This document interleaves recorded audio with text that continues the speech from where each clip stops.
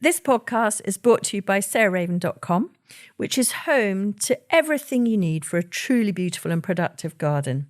You'll also find great and essential gardening kit and stylish, lovely things to have in your house to bring the outside indoors, all inspired by the garden and the house being tied together. There's also plenty of garden inspiration, how-to videos and specialist growing guides. So head over to sarahraven.com today to discover even more.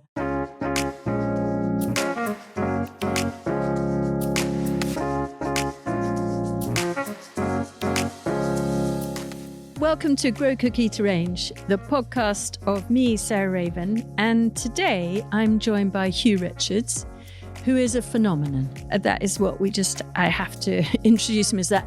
Hello, Huw. Before I describe why you're a phenomenon, welcome to the podcast. Thank you. I'm looking forward to it. I like the look of your kitchen, by the way. Oh, good. Yeah, quite shambolic. Quite a lot of bowls, as you can see. That's fine. I like that kind of vibe. Oh, good. Well, yeah, it's what you would call maximalist, if not extremely untidy, rather than minimalist. Love it.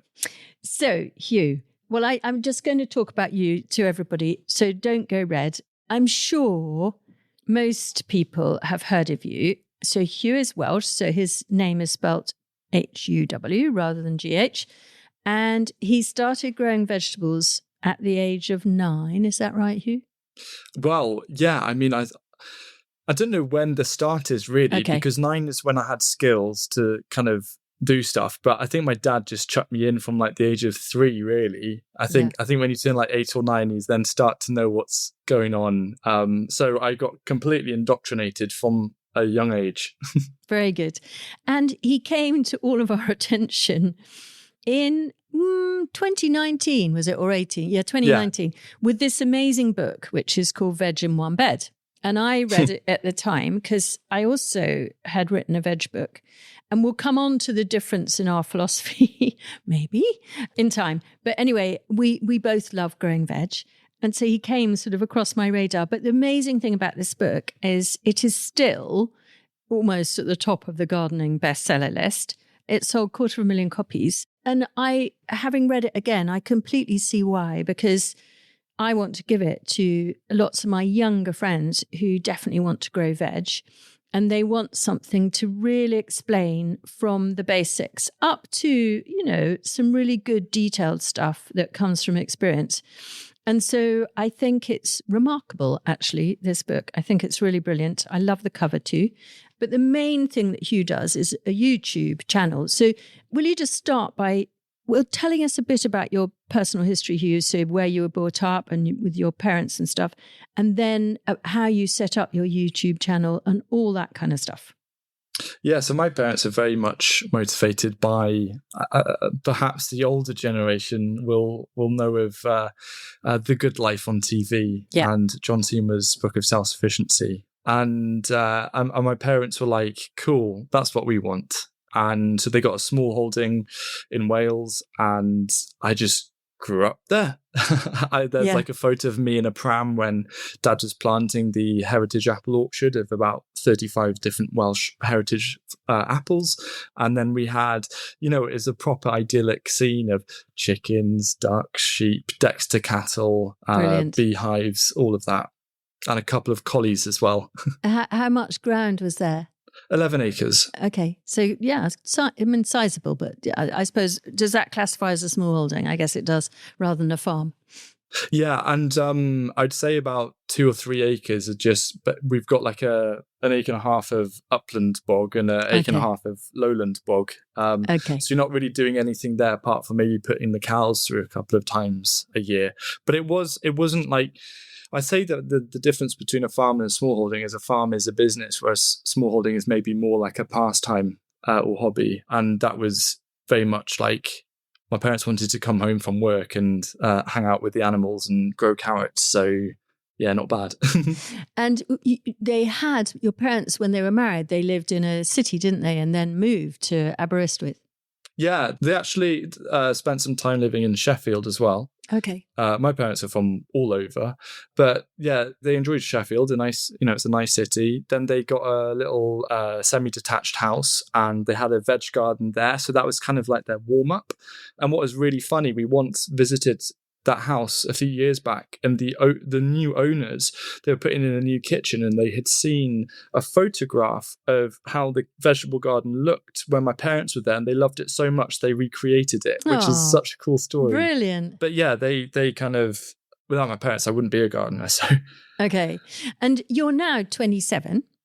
Yeah. And the amazing thing is, I think you've already written 6 books. I mean, you're more manic than I am even. Yeah, I mean, everyone around me would probably agree. Yeah. And the funny thing is like, I also am really good at procrastinating. I feel like I spend half of my day doing nothing useful at all. Okay. And then I like beat myself up. And then as soon as a deadline is like within a week, I'm like, oh, I've got to do it. So I'm trying to work out how I can maybe close in the deadlines. Yeah. So I can stop procrastinating. But so yeah. Do you think that's because you're fundamentally a creative person? So you're not a nerdy, you're not a sort of spreadsheet person, you're a creative person. Do you think that's... Yes, I would say so. And that's what I love about gardening, because I feel like you have the garden, it's like a blank canvas, and then colours and the textures come from the plants that you put in. But I appreciate a breadsheet. I'm thinking of food now.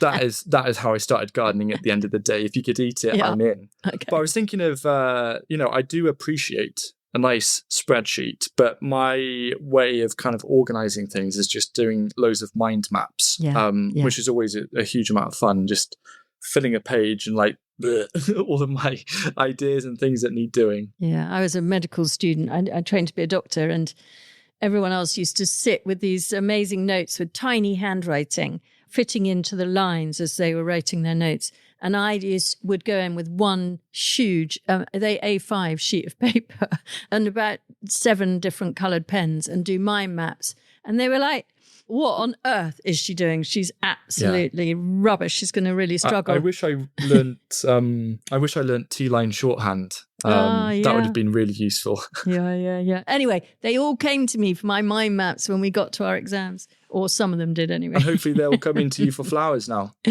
Well, I hope so. Yes, exactly. Anyway, I want to go back to you, not me. So at the age of 12, you set up a YouTube channel, and you told me about this on the phone. And it's just such a funny, brilliant story that you were with a mate at school and they were doing YouTube game show. So tell us about that. Yeah, so my friend from school, Ben, it was when smartphones were first kind of coming out, but the cameras weren't very good. And he was playing a game with one hand and filming on the other and putting it on YouTube. And he got about 200 views. And I was like, whoa, that's so cool, because I think it's really easy now with social media to get lost in wanting like those millions. But if you imagine 200 people in a room, that is a huge amount of people. Yeah. And I was like, okay, Ben, you'll do gaming. I will do gardening. And all of my friends thought I'd lost it. Yeah. And I bet. At the age carried of 11 on. or 12. Yeah. But that was like my summer holidays, I think, between year 8 and 9 in secondary school. And I got back and I actually ended up overtaking Ben on view count with all of my funny little videos, which are all still up there. Wow. I speak very differently. Hello, welcome back to the garden. and I also didn't know what editing was. So I would people would sometimes comment saying, wow, I feel a bit like seasick, because I would pick up the camera, run to the other part of the garden, set it down. But, it was raw. It wasn't AI. So good. Anyway, so that from 2011, that gradually grew. And by 7 years later, you had so many people watching you on YouTube that you got commissioned to do this book. Is that the story, really? Yeah, something along those lines. I just don't. Sometimes, like in life, you just don't know how things happen. It just does, and you're like, "Cool, that's great." Based on the YouTube channel, I had a couple of papers. I think it was The Guardian and The Times had run a little story about it, and then DK, my publishers, got in touch because of that story about the YouTube channel. And that's kind of how it is. What they did, they were saying, look, we really love what you do. Why don't you come to London and chat about doing a book? And there I was at like 18 or 19 or something. Like, oh, wow, that's a dream, absolute dream. I remember being 15 and sitting down with my mum and saying, Mum, you need to force me to make sure I write 200 words a day because I'd always wanted to write a book. That's the thing. And then suddenly that opportunity came about and I went with an idea, which is the book that you're holding in that hand. That was the one idea I travelled down to London for.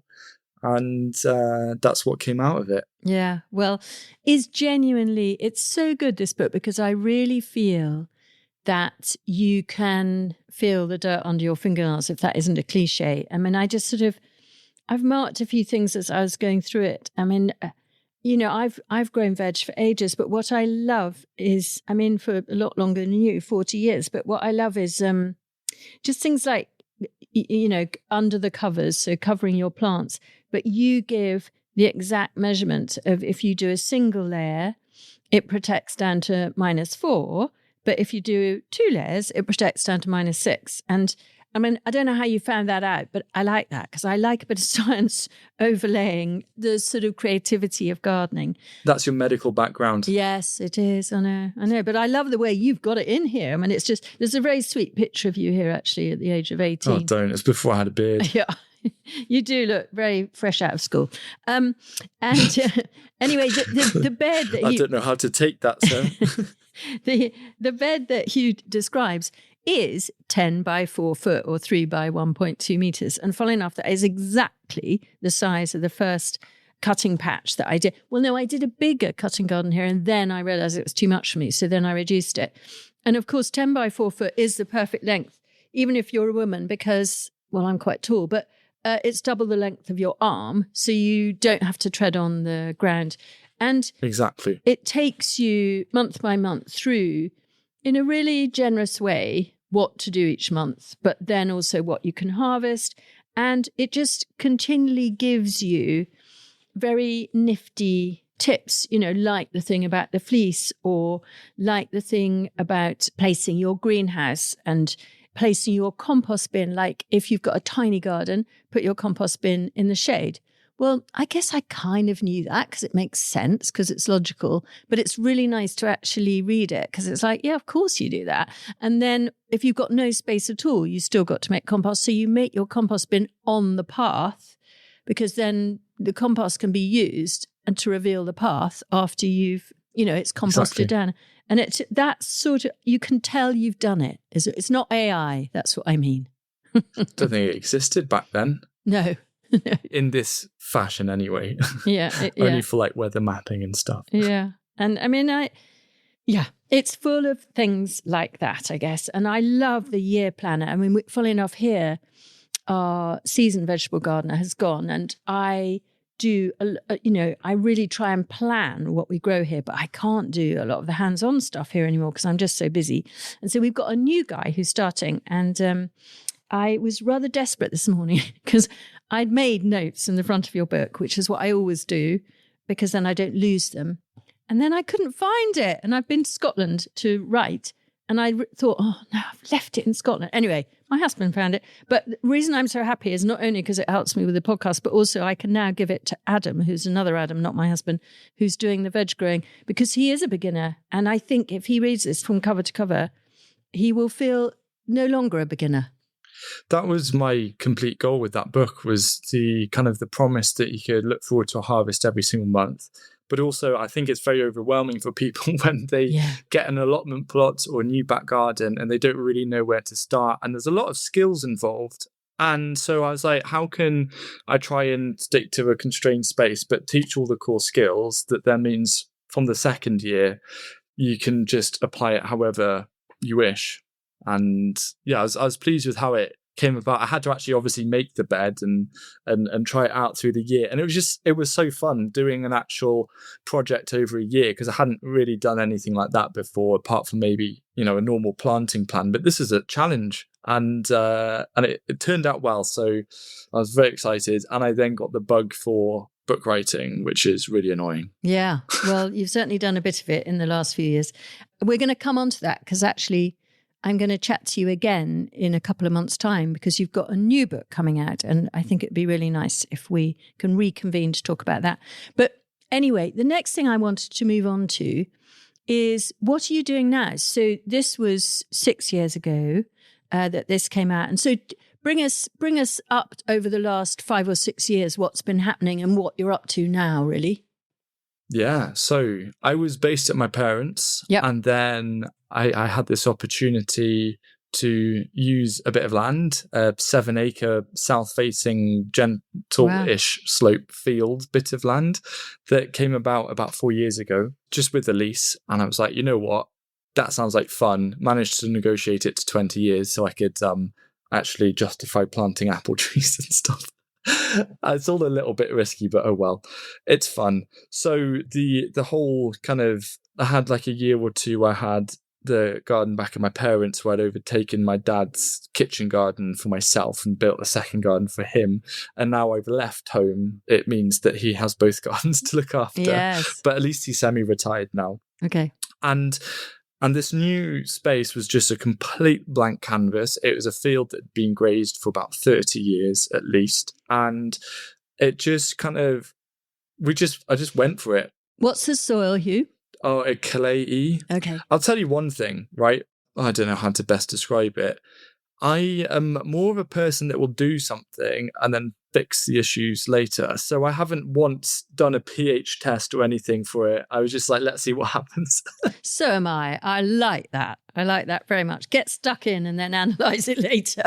Yeah. Not too many regrets, I must say. No, it's by far that. If you're a worrier, I know people who just plot and plan so much. They plot and plan, they plot and plan, they plot and plan. They don't have a garden. They don't grow any vegetables because all they do is think about it and like, oh no, that won't work because of this and this won't work. Because it's like, get stuck in. That's lesson number 1. I think there's actually something in that where when it's almost like when you have a good idea and you share it with people, you get that dopamine hit. And in a way, it's felt like you've done that idea. Yes. So you then lose motivation to do it. Yes. Yeah, it's true. It's that. I think that is true. Yeah. Okay. So back to the 7 acres. So gradually you planted trees. And so was it just you at the beginning? No, I had my colleague Sam and another couple of colleagues, and now it's not all land based because we do a lot of video stuff, as you know. Yeah. But there's a team of 5 of us, and it's a lot of fun. It's like a work family in a way. And with the site we have, last year we planted over 4,000 trees and shrubs as shelter belts, because one of the things that I think people don't realize about growing in the UK is actually one of the main limitations. It isn't so much about the winters or the summers or even lack of sun. I think it's wind exposure. Yes. And so that's like being a core part for the top now, is making sure that the shelter belts are in to allow us to grow more. But we've got over 200 apple trees planted there. We've got this cool David Austin rose garden with a nice long kind of runway of this cute rose called Tottering by Gently. Oh yes. And I'm thinking one day maybe that would be quite fun if people wanted wedding photos great. on that archway. Would be funny.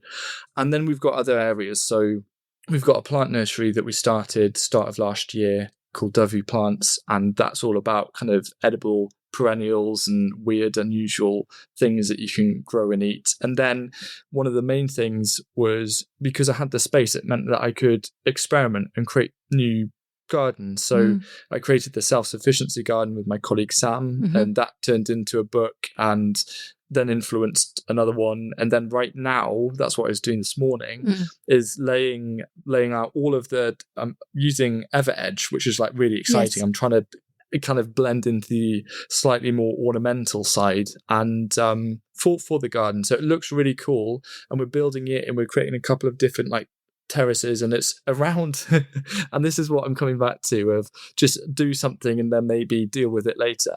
I had a greenhouse and I didn't know where to put it, so I kind of plonked it almost in the middle of the field. Yeah. But then I suddenly realized I can turn that into a nice set, like a U-shaped garden around the greenhouse. So that's what we're building. Brilliant. And I'm hoping end of February it'll all be done. It's all got the woven hazel hurdle fencing up and stuff. Yeah. I'm trying to work out what I'm going to do with the path though. Right. Hoggin or whatever it's called. And how many YouTube videos do you do each week? I mean, are so you split it between all 5 of you, or is it mainly you and Sam in front of the camera? It's just me in front of the camera. Okay. Sam might come in every so often because if we're doing a book coming out, then it'll be great to have Sam on. But all of the videos are either me or it's another gardener that either me or my colleagues have gone to film. Yeah. So that works quite nicely. In a good week, I would do 2 or 3 videos. I reckon the average is like 1.678 a week. And even in the winter, so you will do that even in the winter? Yeah. Yeah, well, it's kind of that weird thing of January things start picking up again, which is great. Yeah. But with YouTube, you have this thing called like CPM. So YouTubers earn money through the adverts that are played in front. It's got nothing to do with subscribers. It's just about it's just about how many ads are watched. Now the value of those ads in October, November, December are really high because Christmas is coming up. But it drops off in January. Yeah. But January is when then the interest in gardening keeps coming up. So you actually have no rest at all. No. If you want to make the most of everything, that is. And you do Substack as well. So you write every week as well. I enjoy that. Yeah. Yeah, good. No, I can tell you enjoy it. Okay, well, as you can hear, everybody, he has a lot going on.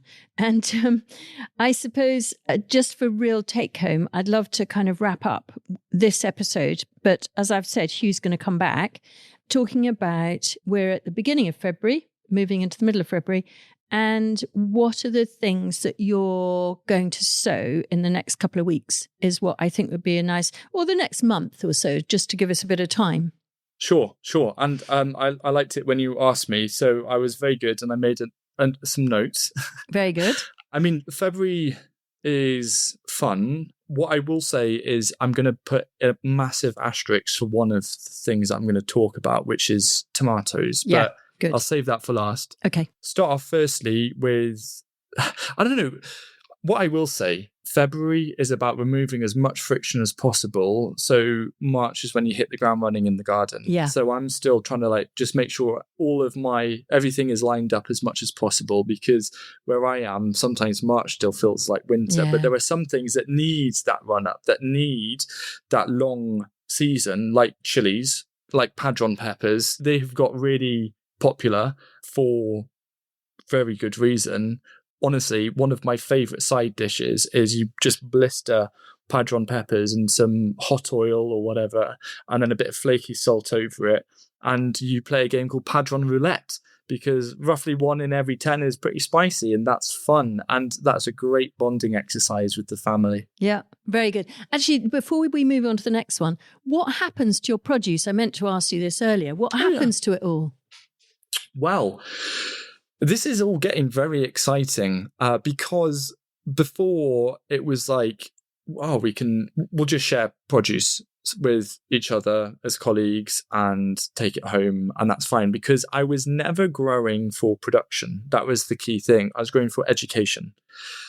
But since we've been planting lots of things, we've started realizing that we're starting to get a lot of produce. And last year, I've got so many autumn raspberries because I love them so much. They're so easy to maintain.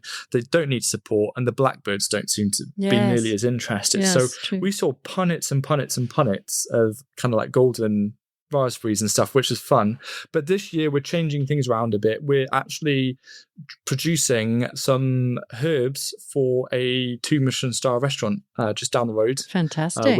Which is fun. That's going to be a trial year with them. We had experience with a different Michelin star restaurant before they closed with growing some stuff. And I think that's fun, like bringing it in. And I'm a massive foodie, so that works. Yeah. But equally, we're trying to, because we got the space, and I feel like if you have land, you do have a set kind of responsibility to use it in a certain way, be it growing for pollinators and biodiversity or growing to produce food. And one of the things that we're doing at the moment is we're getting a plan together of kind of quite unusual but fast-growing crops that we can just sell at our local greengrocers, like Napa cabbage, or certain types of radish that are kind of low effort, but they're feeding people, and it's a great way that we can use our space, and we're not competing with our local vegetable farm. So it's trying to slot our way in. Yeah. Excellent. Okay, so back to our list. So we've got padron peppers or chilies, because you're right, they take ages to get going and germinate, etc. Yes. And your next one?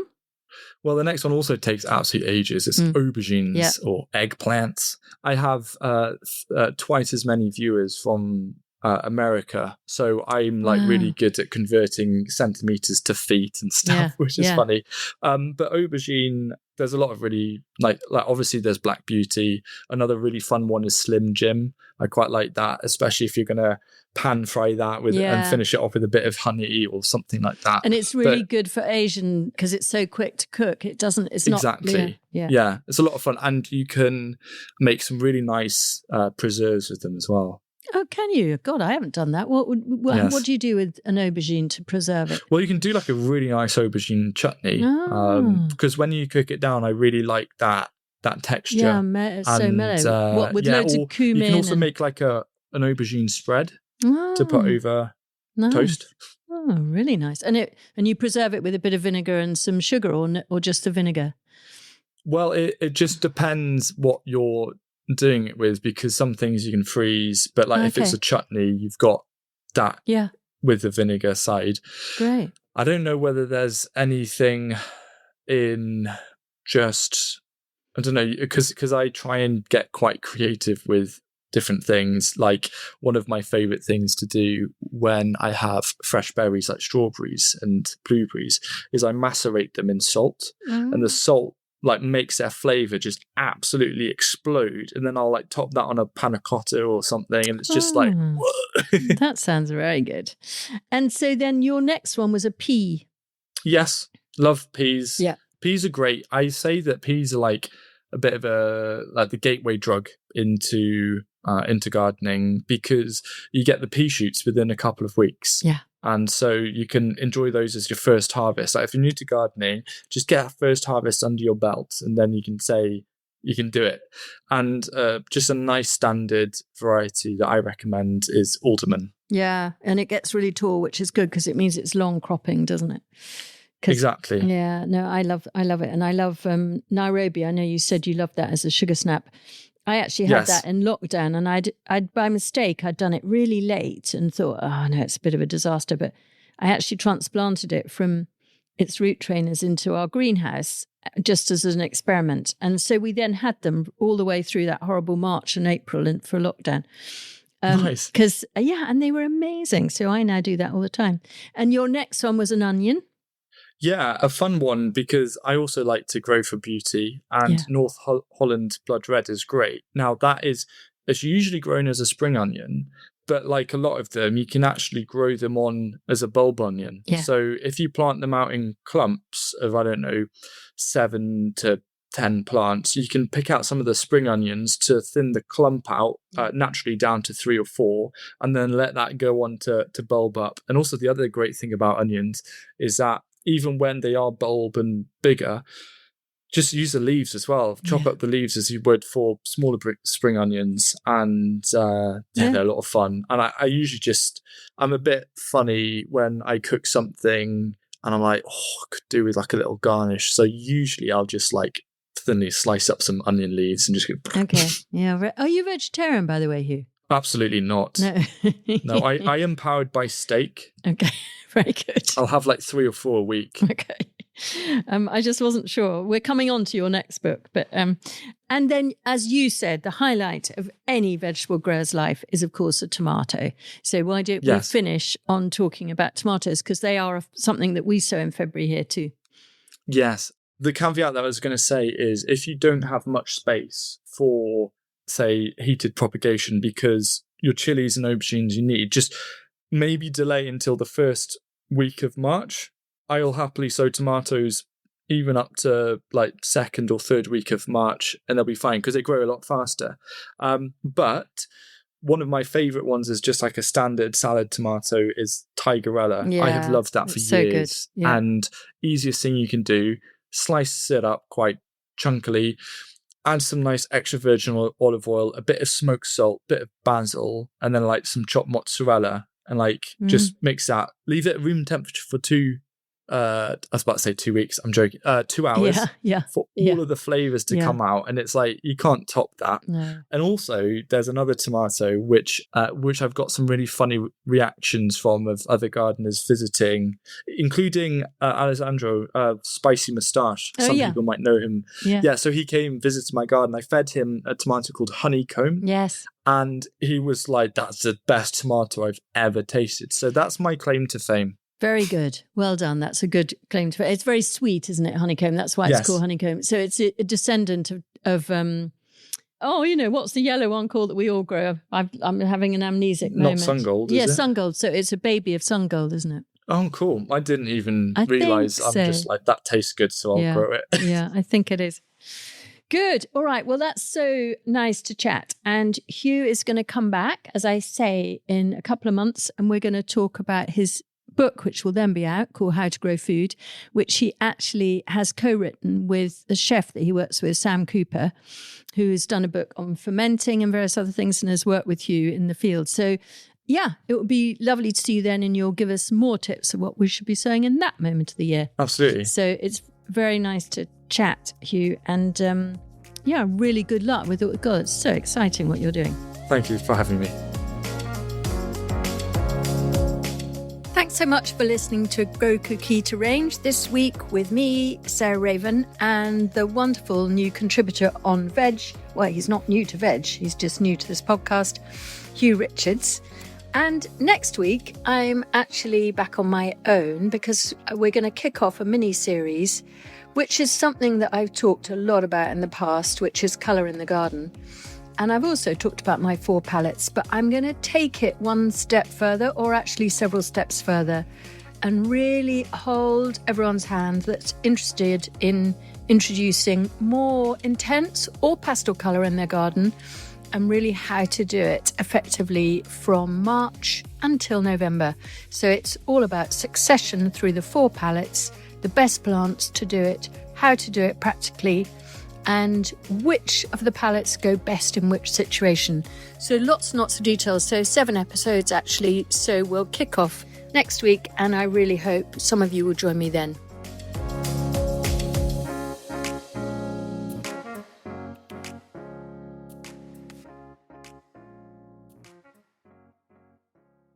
You can find more information, photos and advice sheets on all the plants and recipes we talk about on this podcast by heading to the show notes or at sarahraven.com/podcast.